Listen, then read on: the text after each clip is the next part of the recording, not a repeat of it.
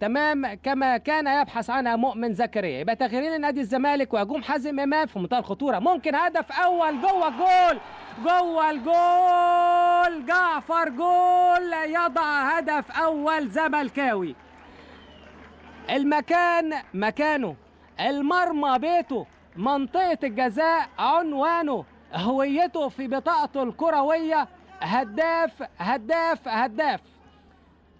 احمد جعفر استلم من حازم امام في الجنب اليمين. حازم امام بمهارته عدى بشكل كويس جدا من حموده قائد الجبهه اليسرى ولعب كره عرضيه قبل ان تتجاوز المرمى. الاستلام من احمد علي لحازم امام، قدر يعدي والله من احمد شعبان الكره اللي فاتت ولعبها حلوه قوي تشيب جوه منطقه الجزاء. طار احمد جعفر ارتقى كده زي كابتن مصر كابتن جمال عبد الحميد ولعبها من فوق لتحت مطابقه لمواصفات الكره العالميه. تهدد في الجنب اليمين صعبه جدا لان احمد جعفر هداف بالفطره، مثال كما جاء وصف عبد الشافي لجعفر هداف اللقاء حتى الان وصاحب الطابعه الاولى للاهداف الوحيده. جعفر عاوز يعدي بمهارته لكن السيسي مقفل. جعفر خطفها جوه جول، جوه جول. احمد علي، احمد علي يضع هدف اخيرا، يضع هدف احمد علي من كره ملعوبه وهو بزي نادي الزمالك. كان احرز هدف في لقاء طنطا من ركله جزاء،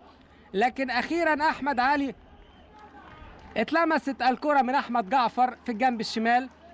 اخطأ التغطيه بشكل غريب السيسي وتهيأت عند احمد جعفر قبل ان تتجاوز الخطوط.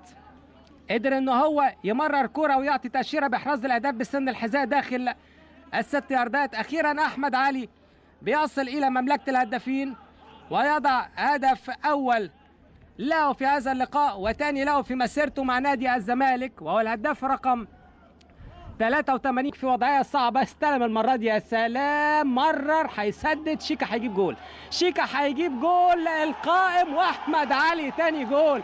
الله الله، هدف في منتهى الروعه، سيمفونيه كرويه. مدرسه الفن والهندسه اعزائي مستمعي الشباب والرياضه ومشاهدي التلفزيون المصري والنيل للرياضه فتحت ابوابها اخيرا في الدقيقه 39. شوف شيكابالا بيعمل ايه، شوف شيكابالا بمهارته بسرعته برشاقته حيويته. هنا بس الاستلام هنا هو الهدف، الاستلام هنا هو الهدف، الاستلام هنا في منتهى الروعه. كابتن عبد الرحيم محمد كان بيلعب في مركز الجناح بشكل كويس في بعض الاحيان وكان في الاستلام يعرف كويس قوي ازاي الاستلام هنا فرق مع شيكابالا. والتثبيته بقى دي التاتش اللي عمله شيكابالا في الكوره، لكن القائم افسد الجمله الجميله